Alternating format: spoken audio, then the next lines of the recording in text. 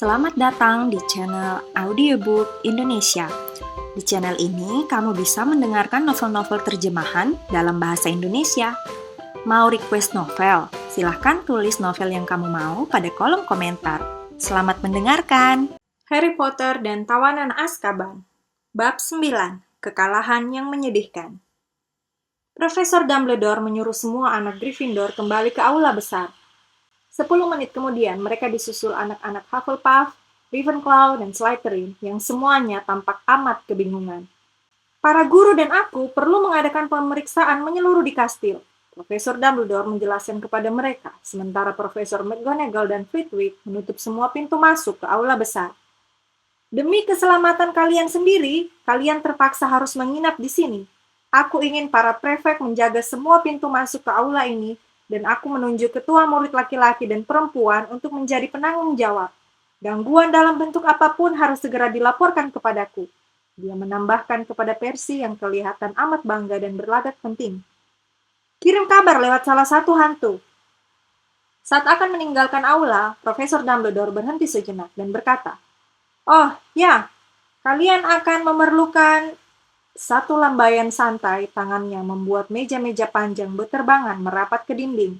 Satu lambaian lagi dan di lantai langsung bertebaran ratusan kantong tidur ungu yang empuk. "Selamat tidur," kata Profesor Dumbledore, lalu menutup pintu di belakangnya. Aula besar langsung berdengung ramai. Anak-anak Gryffindor menceritakan kepada teman-teman dari asrama lainnya apa yang terjadi. "Semua masuk kantong tidur," teriak Percy. Ayo, jangan bicara terus. Lampu padam 10 menit lagi."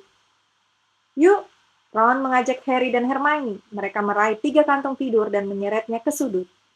"Apakah menurutmu Black masih di dalam kastil?" Hermione berbisik tegang. "Dumbledore jelas beranggapan begitu," kata Ron. "Untung benar dia memilih malam ini," kata Hermione ketika mereka masuk ke dalam kantong tidur, masih berpakaian lengkap dan bertumpu pada lengan mereka untuk mengobrol. "Pas kita tidak sedang di dalam menara. Kurasa dia tidak tahu hari ini tanggal berapa, karena dalam pelarian," kata Ron. "Tidak sadar hari ini hari Halloween. Kalau sadar, pasti dia langsung menerobos ke sini." Hermione bergidik. Di sekeliling mereka, anak-anak melontarkan pertanyaan yang sama. Bagaimana dia masuk? "Mungkin dia tahu bagaimana caranya beroperate," kata seorang anak Ravenclaw sekitar semeter dari mereka. "Muncul begitu saja dari udara kosong, tahu kan?" "Menyamar barangkali," kata anak Hufflepuff kelas 5. "Bisa saja dia terbang masuk," Dean Thomas menebak. "Astaga, apakah aku satu-satunya anak yang mau membaca sejarah Hogwarts?" tanya Hermione kesal kepada Harry dan Ron. "Mungkin," kata Ron. "Kenapa?" "Karena kastil ini dilindungi tidak hanya oleh tembok, tahu," kata Hermione. "Ada bermacam sihir yang digunakan untuk mencegah orang masuk secara diam-diam. Kau tidak bisa begitu saja beroperate masuk ke sini. Dan aku mau tahu penyamaran apa yang bisa mengelabui para dementor itu. Mereka menjaga semua pintu masuk ke halaman kastil. Mereka pasti melihatnya kalau Black terbang masuk. Dan Filch tahu semua lorong rahasia. Jadi pasti dementor menjaganya juga." "Lampu akan dipadamkan sekarang," Percy berteriak. "Semua masuk kantong tidur dan jangan bicara lagi." Lilin-lilin serentak padam.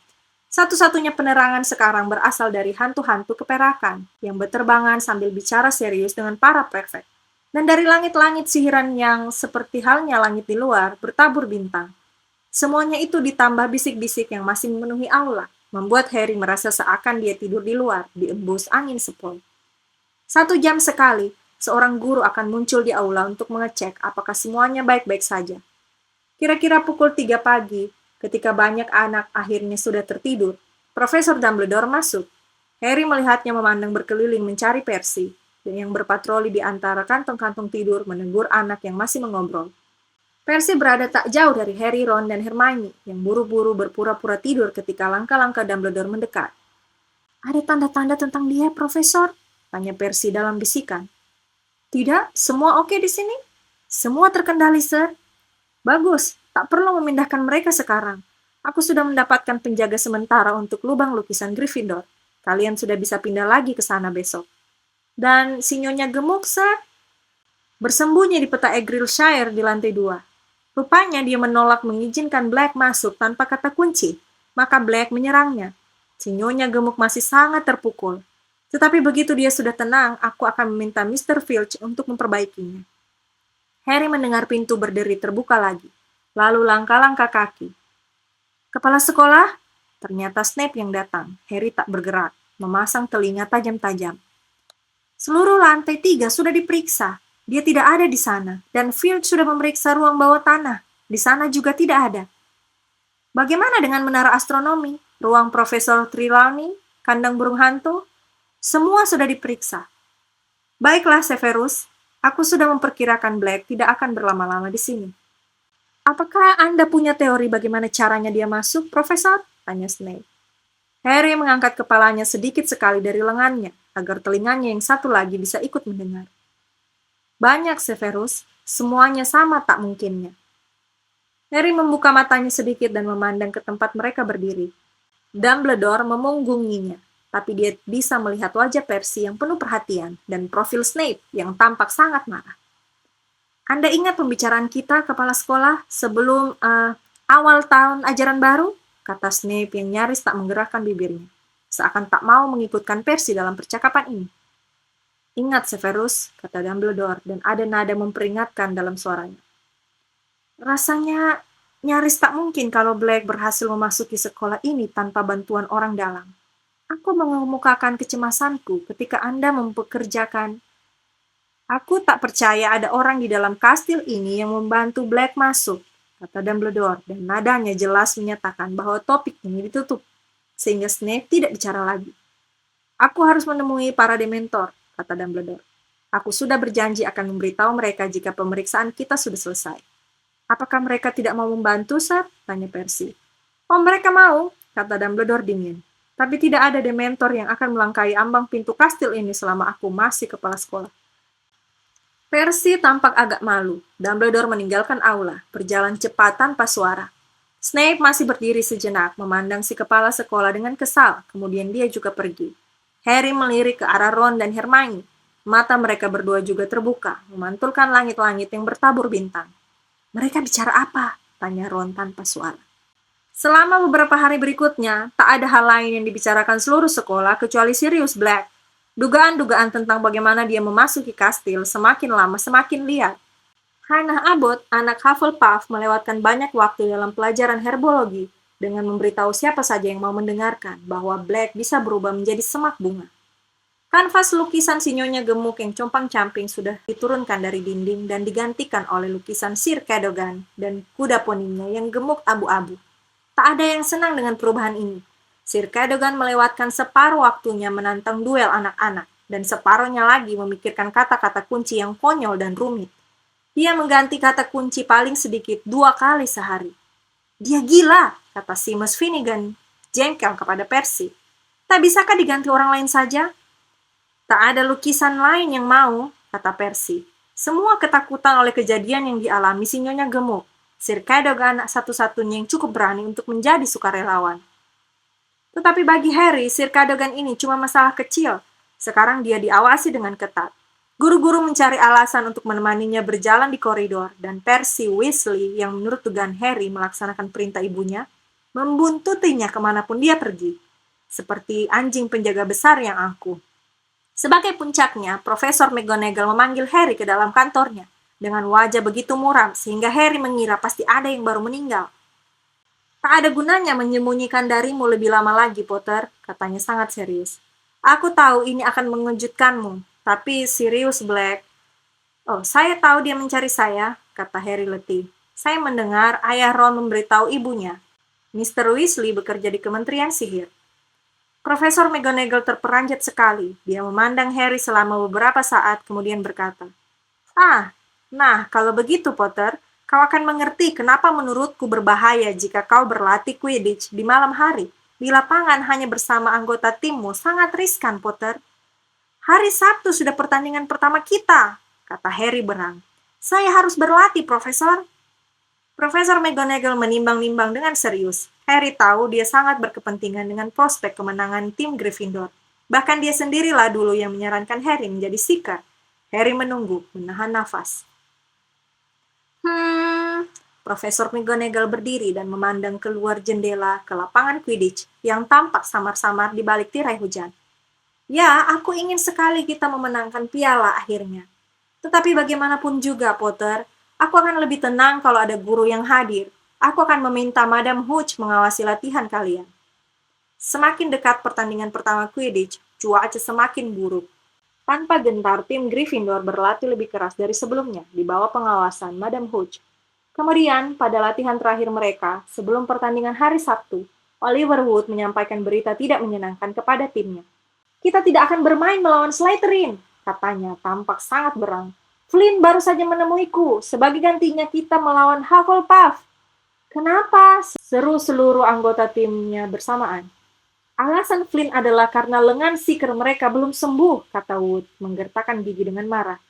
Tetapi jelas sekali kenapa mereka mundur. Mereka tak mau bermain dalam cuaca buruk begini, mengira kesempatan mereka akan berkurang. Sepanjang hari itu angin bertiup amat kencang dan turun hujan lebat. Dan saat Wood berbicara, mereka mendengar gelegar guru di kejauhan. Tangan Malfoy tidak apa-apa, kata Harry berang. Dia cuma pura-pura. Aku tahu, tapi kita tidak dapat membuktikannya, kata Wood getir. Dan selama ini kita melatih langkah-langkah itu untuk menghadapi Slytherin. Sekarang ternyata kita melawan Hufflepuff dan gaya mereka sangat berbeda. Mereka punya kapten baru, merangkap seeker, Cedric Diggory. Angelina, Alicia, dan Katie tiba-tiba terkikik. Apa? Tanya Wood, mengernyit melihat mereka malah senang. Cowok jangkung yang cakep itu kan? Kata Angelina. Gagah dan pendiam, kata Katie, dan mereka mulai terkikik lagi. Dia pendiam karena harus merangkai dua kata saja tak bisa, kata Fred habis sabar. Heran kenapa kau cemas, Oliver? Hufflepuff kan lawan yang enteng. Terakhir kali kita berhadapan dengan mereka, baru 5 menit main, Harry sudah berhasil menangkap Snitch. Ingat? Waktu itu kita main dalam kondisi yang lain sama sekali, teriak Wood, matanya agak mendelik. Diggory membuat tim mereka kuat, dia seeker yang hebat. Aku sudah khawatir kalian akan menanggapi dengan enteng begini. Kita tidak boleh lengah. Kita harus berkonsentrasi ke tujuan kita. Slytherin mencoba menjegal kita. Kita harus menang. Oliver, tenang, kata Fred agak cemas. Kita tidak memandang enteng Hufflepuff. Sama sekali tidak. Hari sebelum pertandingan, angin menderu-deru dan hujan turun semakin lebat. Koridor dan ruang-ruang kelas gelap sekali, sehingga obor-obor dan lentera-lentera tambahan dinyalakan. Tim Slytherin kelihatan sangat puas, apalagi Malfoy. Kalau saja tanganku sudah lebih baik. Dia menghela nafas, sementara badai menerjang jendela. Harry tak punya tempat lagi dalam kepalanya untuk mencemaskan hal lain, kecuali pertandingan hari berikutnya. Oliver Wood bolak-balik bergegas mendatanginya pada waktu pergantian pelajaran dan memberinya saran-saran. Ketiga kalinya ini terjadi, Wood bicara sangat lama, sehingga mendadak Harry sadar dia sudah terlambat 10 menit untuk pelajaran pertahanan terhadap ilmu hitam. Dia langsung berlari ke kelasnya dengan Oliver berteriak-teriak di belakangnya. Diggory bisa berkelit gesit sekali, Harry, jadi cobalah memutarinya. Harry berhenti di depan kelas pertahanan terhadap ilmu hitam, membuka pintunya dan bergegas masuk. Maaf, saya terlambat. Profesor Lupin, saya... Tetapi ternyata bukan Profesor Lupin yang mendongak memandangnya dari balik meja guru, melainkan Snape. Pelajaran mulai 10 menit yang lalu, Potter. Jadi kurasa angka Gryffindor dikurangi 10. Duduk. Tetapi Harry tidak bergerak. Di mana Profesor Lupin? Tanyanya. Dia bilang dia sakit, jadi tak bisa mengajar hari ini, kata Snape dengan senyum sangar. Bukankah kau sudah kusuruh duduk? Tetapi Harry tetap berdiri di tempatnya. Sakit apa dia? Mata hitam Snape berkilat. Tidak membahayakan hidup, kata Snape, sepertinya menyesal penyakit Lupin tidak parah. Potong 5 angka lagi dari Gryffindor, dan kalau aku harus menyuruhmu duduk sekali lagi, 50 angka. Harry berjalan pelan ke kursinya dan duduk. Snape memandang berkeliling kelas. Seperti yang tadi kukatakan sebelum disela Potter, Profesor Lupin tidak meninggalkan catatan tentang topik apa saja yang sudah kalian pelajari sejauh ini. Maaf, Sir, kami sudah mempelajari Bogart, Redcap, Kappa, dan Grindylow, kata Hermione lancar. Dan kami baru akan... Diam, kata Snape dingin. Aku tidak minta informasi, aku cuma mengomentari cara Profesor Lupin yang tidak pandai mengatur. Dia guru pertahanan terhadap ilmu hitam terbaik yang pernah kami punyai, kata Dean Thomas berani, dan seluruh kelas bergumam menyetujui. Snape kelihatan lebih galak lagi. Kalian ini gampang puas. Lupin memberi beban kalian terlalu ringan. Redcap dan Grindylow harusnya sudah dikuasai anak-anak kelas 1. Hari ini kita akan membahas... Harry mengawasinya membuka-buka bukunya sampai ke bab terakhir yang dia tahu pasti belum dipelajari. Manusia serigala, kata Snape. Tapi Sir, kata Hermione yang rupanya tak bisa menahan diri. Kami seharusnya belum membahas manusia serigala, kami baru akan mulai mempelajari Hinky Punk. Miss Granger, kata Snape dengan suara tenang membahayakan. Kukira aku yang mengajar kelas ini, bukan kau. Dan aku menyuruh kalian semua membuka halaman 394. Dia memandang berkeliling lagi. Semuanya, sekarang! Dengan saling lirik jengkel dan menggerutu sebal, anak-anak membuka buku mereka. Siapa di antara kalian yang tahu bagaimana membedakan manusia serigala dan serigala asli? Tanya Snape. Semua duduk bergeming kecuali Hermione, yang tangannya seperti yang sering terjadi mengacung ke atas. Ada yang tahu? Kata Snape, tidak mengacukan Hermione. Senyum sangarnya terpampang lagi. Apa Profesor Lupin belum mengajari kalian perbedaan dasar antara... Kami sudah memberitahu Anda, kata Parvati mendadak. Kami belum sampai ke manusia serigala. Kami masih... Diam! Bentak Snape. Wah. Tak kukira aku akan bertemu anak-anak kelas 3 yang bahkan tak bisa mengenali manusia serigala kalau mereka melihatnya. Aku akan memberitahu Profesor Dumbledore. Kalian semua ini sangat ketinggalan. Maaf, Sir, kata Hermione, yang tangannya masih mengacung. Manusia serigala berbeda dari serigala asli dalam beberapa hal kecil. Moncong manusia serigala. Ini kedua kalinya kau bicara saat bukan giliranmu, Miss Granger, kata Snape dingin. Potong 5 angka lagi dari Gryffindor karena kau sok tahu dan menyebalkan. Wajah Hermione merah padam. Dia menurunkan tangannya dan memandang lantai dengan air mata berlinang. Semua anak memandang Snape dengan marah. Jelas seluruh kelas sangat membenci Snape karena mereka semua pernah mengatai Hermione sok tahu paling tidak 1 kali, dan Ron yang menyebut Hermione sok tahu paling tidak 2 kali seminggu berkata keras, Anda mengajukan pertanyaan dan dia tahu jawabnya. Buat apa bertanya kalau Anda tak mau dijawab? Seluruh kelas langsung tahu. Ron sudah kelewatan. Snape perlahan mendekatinya dan seluruh kelas menahan nafas. Detensi, Weasley, kata Snape licin. Wajahnya sangat dekat dengan wajah Ron. Dan kalau aku sekali lagi mendengarmu mengkritik cara mengajarku, kau akan sangat menyesal. Tak seorang pun bersuara sepanjang sisa pelajaran. Mereka cuma duduk dan membuat catatan tentang manusia serigala dari buku pelajaran. Sementara Snape berjalan hilir mudik di antara kursi-kursi, memeriksa pekerjaan yang telah mereka lakukan bersama Profesor Lupin. Penjelasannya sangat parah, itu keliru. Kapal lebih umum ditemukan di Mongolia. Profesor Lupin memberi nilai 8 untuk ini, kalau aku cuma akan memberi nilai 3. Ketika akhirnya bel berdering, Snape menahan mereka. Kalian harus menulis karangan untuk diserahkan kepadaku tentang cara-cara mengenali dan membunuh manusia serigala. Minimal 2 gulungan perkamen dan diserahkan paling lambat Senin pagi. Sudah waktunya ada orang yang mengawasi kelas ini. Weasley, kau tinggal, kita harus mengatur detensimu. Harry dan Hermione meninggalkan kelas bersama teman-teman lainnya. Anak-anak menunggu sampai di luar jangkauan pendengaran, lalu menggerutu jengkel. Snape belum pernah bersikap begini terhadap guru pertahanan terhadap ilmu hitam yang lain. Meskipun dia memang menginginkan jabatan ini, Harry berkata kepada Hermione, kenapa dia benci betul pada Lupin? Apa menurutmu ini gara-gara Bogart? Aku tak tahu, kata Hermione termenung-menung. Tapi aku sungguh berharap Profesor Lupin cepat sembuh. Ron bergabung dengan mereka 5 menit kemudian dalam keadaan murka. Kalian tahu tidak aku disuruh apa oleh si... Dia menyebut Snape sesuatu yang membuat Hermione berkata, Ron! Itu, aku harus menggosok pispot di rumah sakit tanpa sihir. Ron bernafas berat, tangannya terkepal. Kenapa Black tidak bersembunyi di kantor Snape saja, ha? Dia bisa menghabisinya untuk kita. Harry terbangun pagi sekali keesokan harinya. Hari masih gelap. Sesaat dia mengira deru angin telah membangunkannya, kemudian dirasakannya angin dingin di tengkuknya dan dia duduk tegak. Peeves si hantu jahil melayang-layang di sebelahnya, meniup-niup telinganya keras-keras. Ngapain sih kau? Tanya Harry marah. Peeves menggembungkan pipinya, meniup keras-keras dan meluncur mundur keluar kamar, terkekeh-kekeh.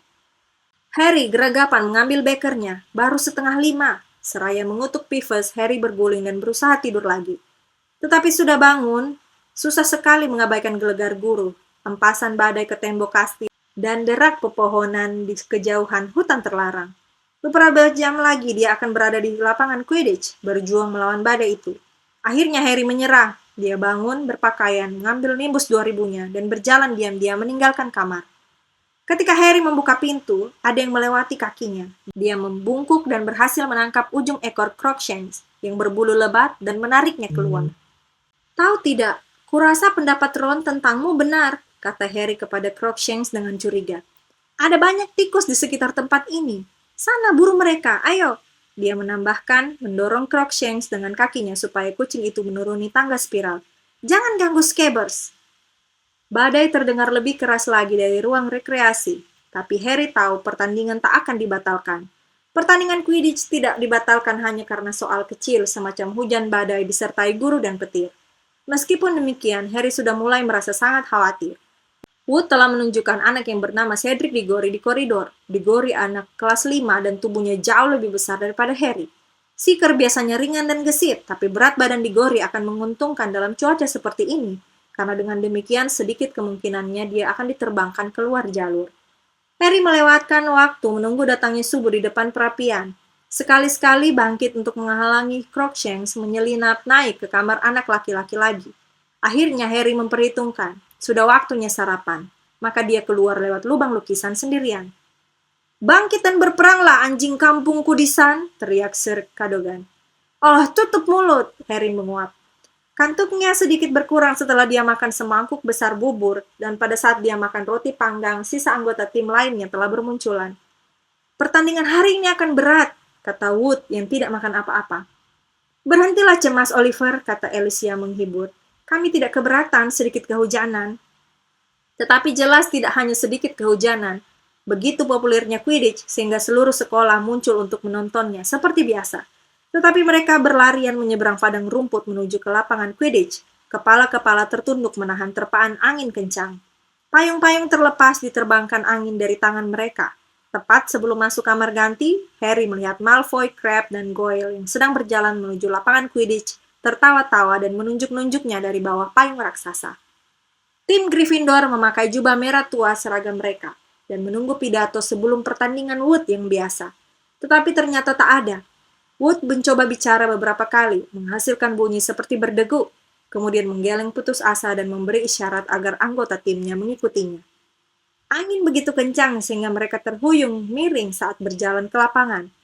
Jika penonton bersorak, mereka tak bisa mendengarnya karena tertelan gelegar guru. Hujan membasahi kacamata Harry. Bagaimana dia bisa melihat Snitch dalam keadaan begini? Tim Hufflepuff menyongsong dari sisi yang berlawanan, memakai jubah kuning kenari. Kedua kapten saling mendekat dan berjabat tangan. Diggory tersenyum kepada Wood, tetapi rahang Wood seakan terkunci, dan dia cuma mengangguk.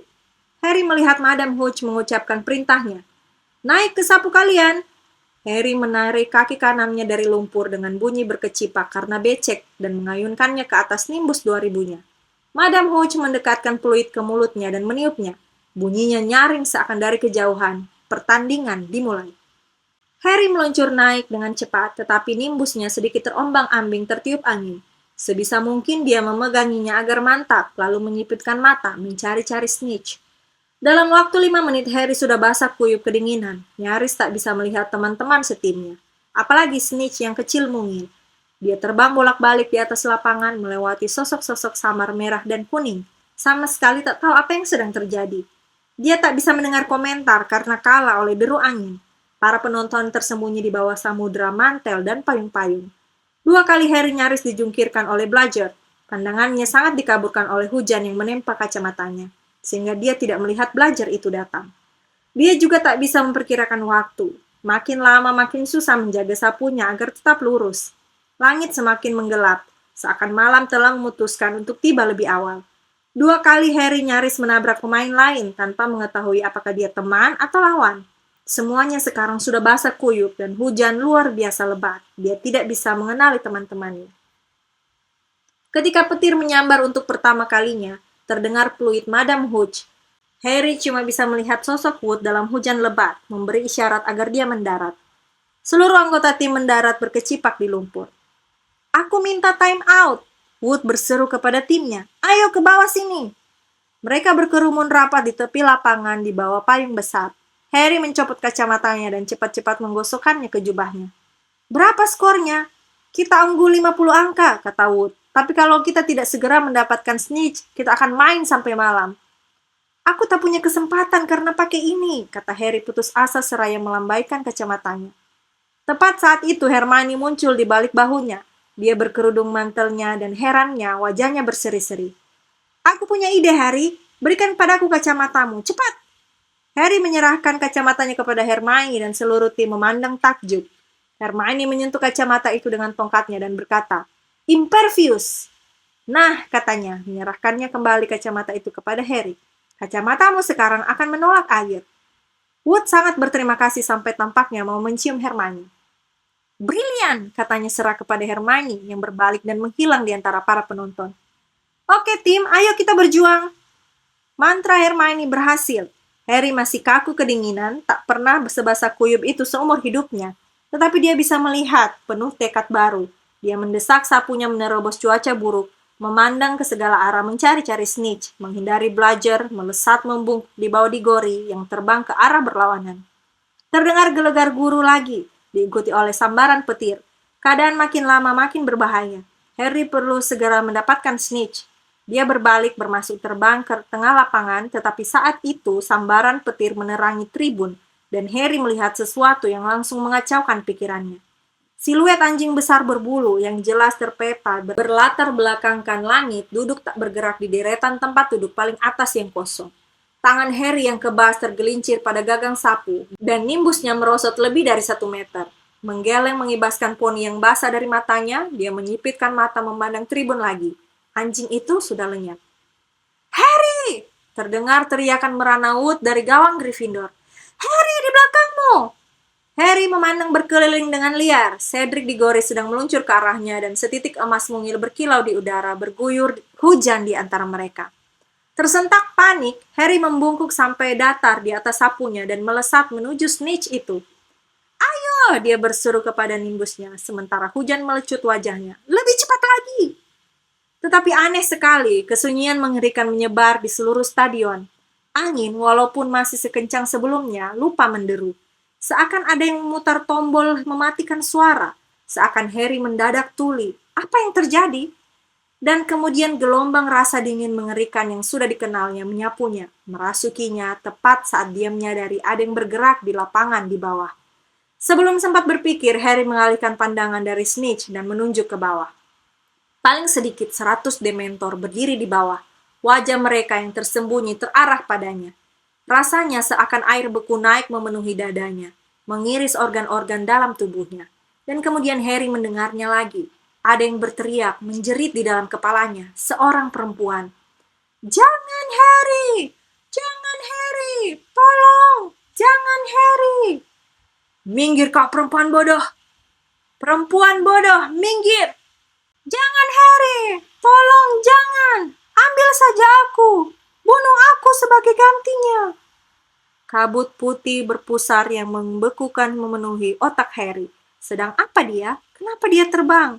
Dia harus membantu wanita itu. Wanita itu akan mati. Dia akan dibunuh. Harry terjatuh menembus kabut sedingin es. Jangan Harry! Tolong! Kasihani dia! Kasihani dia!